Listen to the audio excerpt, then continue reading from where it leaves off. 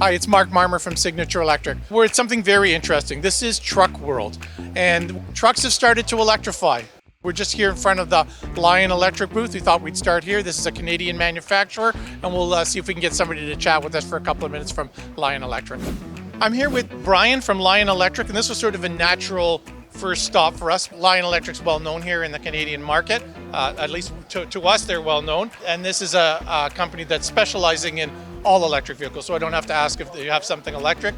They've got all electric. So just tell us a little bit about Lyon Electric, how long you've been around. And I know I know some of the stuff. Would tell us where you are in Canada and where we're going to find you. Sure, yeah. We're based in Saint-Jérôme in Quebec. And Lyon's been in business for 13 years. We started as a conventional bus manufacturer, and about 6 years into the business, Mark Bedard, our CEO and founder, made a decision to go 100% electric. So we started building the all-electric bus, and I would say probably in about 2016 began putting all-electric buses on the road. Today we have over 550 total vehicles, 600, but over 550 all-electric school buses in service throughout North America, so not just Canada.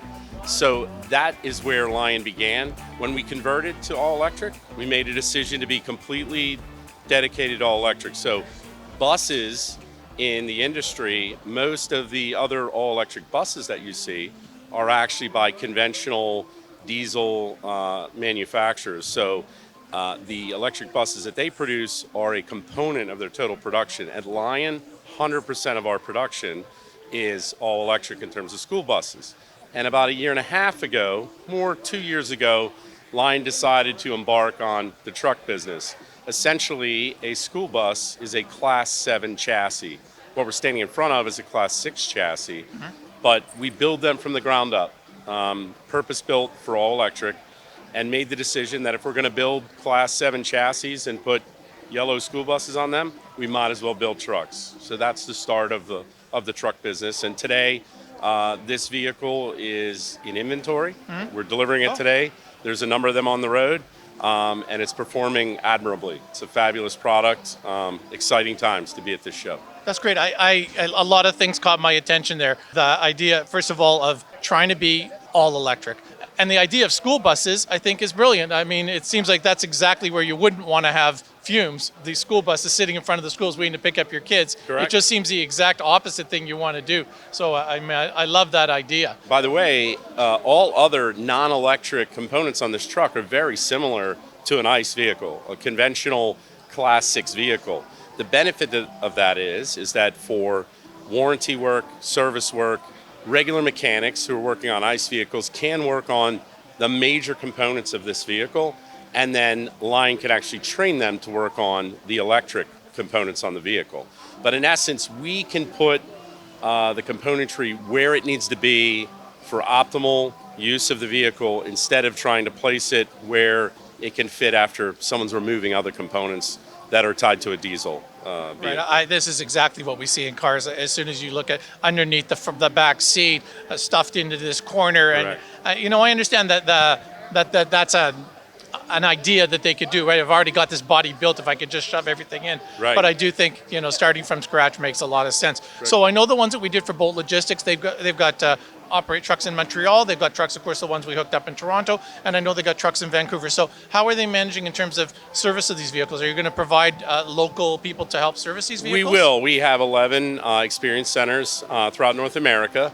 So some of them are co-located with the locations that you talked about. We've developed those experience centers purposefully in close proximity to where our customers are growing. Bolt, clearly one of our first customers on the truck, also a significant partner. But I'll also add that we will be training Bolt and throughout their network of facilities. And you'd have to tell me, I haven't talked to them in a little while, but I think they're going to be at like 36 facilities in North America, Bolt. I know they've got eyes for the U.S. as well. I think that they're just a smart organization, and the way that you are, I think they're also committed. Yeah. So what we will do is train their staff where that's necessary. But yes, we have staff that will go out mobile. We also are building partner networks to serve customers like Bolt in the field if they don't have mechanics on site to take care of not only the conventional vehicle components, typical maintenance and repair work, but also the electrification components. So I know Bolt's doing, at least the ones that I've seen, it's mostly the local deliveries, that kind of last mile Right. delivery. So I take it that this is sort of a good package for that. What other markets are you looking at to adapt this, not necessarily to this body, but maybe a different body, right? That's exactly right. This is a Class 6 chassis. So 26,000 GVWR, multiple applications. Anywhere there's a Class 6 in service today, a nice vehicle, if it has a component of upfit on it, we simply need to find partners like Transit, who is this box here, Transit, Okay. or a Morgan, or other providers to put boxes on. But as well, we launched at the NTA show, the Green Truck Show in Indianapolis. We launched 4 new platforms on this exact body from other upfitters. So CM Truck Bodies, Knapheide. In those 2 cases, they were stake beds. Morgan created a similar box to what you see here with Transit, a lightweight box, and then they also created a reefer box. Oh. So what I would say is at that show, it was in early March, we launched 4 new providers of the upfit component, and that's our strategy. Find as many clients that have the need for vocational upfit on a Class 6, put this vehicle under it, whatever the application is, we can put it on the back. We work with a partner, like those mentioned, to deliver the end product to the customer. We are about to launch, we've published the full electric refuse side loader Okay. with the Balvene upfit on the back of it. That vehicle is soon to be delivered to a customer in the United States and about to be certified and will be available to purchase in North America. It's a Class 8. Yep. It's a slightly bigger version of this truck here, higher payload, and a certified side load body on it, available for purchase now in the refuse Because market. I think that the whole combination of refuse, these people are very concerned about their look of being green, and the fact that these are government operations that are looking to start making these, I think the opportunity is amazing in that kind of market, and there's a lot of them. It's got to be a phenomenal It opportunity. is the perfect drive cycle for an electric vehicle. Yeah. So, and with that product that we've launched with Balvene, all electric, it's the only, by the way, all electric refuse truck. So in other words, there are electric refuse trucks that have hydraulic refuse bins on the back. This combination with the Balvene upfit is fully electric. So the batteries are driving everything on the vehicle. that is correct. Yeah. And it will meet the duty cycle of a full day. That's amazing. Yeah, and actually the electric bin is more efficient than the hydraulic bin. It's the only one in the market, again, available to purchase today. Yeah. So it's a very unique side load design that is not used by everyone. So we are working with, I would say, upfitters like Balvene. Heil, by the way, just purchased their IP for use in the United States and the rest of the world. And we're working with them on additional upfits like a rear loader, and obviously another very popular component in refuse would be a roll-off. Yeah, So- that's what they tell me. They said, when I say garbage truck, don't think one thing in your head. Yeah. We've got a half a dozen different kinds of setups that we have. So again, what I would say is the philosophy is we produce the chassis, and then we find the correct partner who can develop the component of upfit to fit on the chassis. There's an example here in front of us. I've cited many. Obviously, the Bolt logistics trucks that you referenced.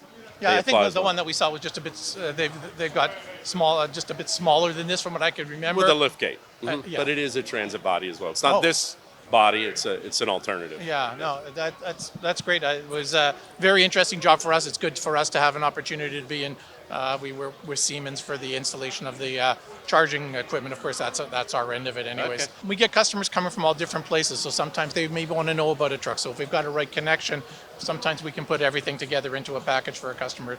That's something I find valuable. Okay. That's great. I know you had somebody else that you thought Yeah, I maybe did. could show us around the truck, because I know our viewers would be really interested in that. We'll do that now. Good. Thanks Great. very much, Brian. Yeah. We heard a little bit about the operation of Lyon Electric in general, and I said, I'd love to know a little bit more about the actual truck, and we'd love to see inside. He goes, I have to go get Eve for you. Eve will show you around the truck. So we're going to get, very nice to meet you. We're going to get a chance to step inside the cab. Our viewers are technical, so they're interested in hearing about the size of the batteries, where the placement of the batteries. Don't be shy. They'll be quite happy to hear about this. Okay, that's good. That's good. We can discuss that for sure. Sure, let's climb inside. Great. Okay, Okay, so we're up in the cab. Tell me what I see that's different. Is there much involved in sort of the training of a driver that's used to a more typical truck than an electric vehicle? The first thing you will feel is the room. I mean, you can see that it's very roomy. Usually, a cab over, the engine will be right in between the two seats. Right. Here we have lots of room in the cab, so we can have 3 seats. Therefore, we can have a helper or 2 helpers. Then you can fit them in very comfortably. Other thing is the visibility also. It's a cab over, so you can really see in front of the cab very closely, so very easy to handle in town. And then in terms of the instrumentation that we have, well, you always know how much battery you have left or what's the range that you have left. So there's a good indicator. There's information, infotainment for the driver, so he knows what's going on. Because the first thing they feel is range anxiety. 100%. So we've been talking about this for a long time. Exactly. So in this case, you won't feel that because it has the display of how much mileage he left, and because we have a telemetry system, the dispatcher knows how much mileage very good. He has left as well. So he won't send the driver to take a pickup that is too far. So everybody has the same information, and therefore they can really make sure that they can do the job with the truck. I know that when we did the trucks for Bolt, we had 2 ranges because I saw batteries on either side and then a battery added in the truck in the back. And this is a bigger vehicle than the one that we hooked up. What's the range of this vehicle? This one is 350 kilometers. Well, this is quite good. Yeah, it is quite good, and we have various range because we can pack from 3 to 6 batteries. So at 6 batteries you are at the maximum range, but you can go down to 130 kilometers, and these range are approximate obviously. But if you only need 100 kilometers, well, we can fit the truck to your needs. Therefore, you don't pay for batteries that you don't need, and you don't have to carry the weight that you don't need to carry. So you're really inquiring with the customer at the beginning to understand how they're going to use the trucks, and the same thing like Bolt may have needed some trucks for some types of delivery, some for others. I guess everything is a question of cost. I presume that this is at least initially a more costly than buying a diesel vehicle. The purchase cost is higher, but the total cost of operation is really lower because, especially, look at the price of the fuel today. You know what? I'd love to maybe we take a peek outside, just showing how the batteries Sure. are put in, and that'd be great. Let's take a look. Perfect. Let's go there. Okay, so let's see under the hood. I wanted to show you under the hood because there's not much to see, which is interesting because you can do your pre-trip inspection and everything is at the end of a hose or at the end of a wire in an electric truck. So we can bring all the components that needs to be verified right here. So the pre-trip inspection can be done in a blimp, and then the driver can be on the road very quickly. Yeah, nothing to climb up on and over. Exactly. The cooling that I see here is for what? Does that have anything to do with the batteries or anything else? The batteries and the motor as well needs to be cooled as well.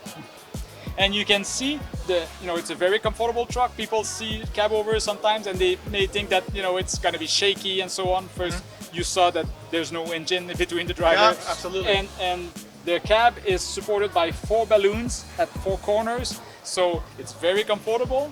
At the same time, the seat is pneumatic as well. So this truck is extremely comfortable. It's great. Why don't we see where the batteries end up? So you see that we have batteries. On this model, we have 6 batteries.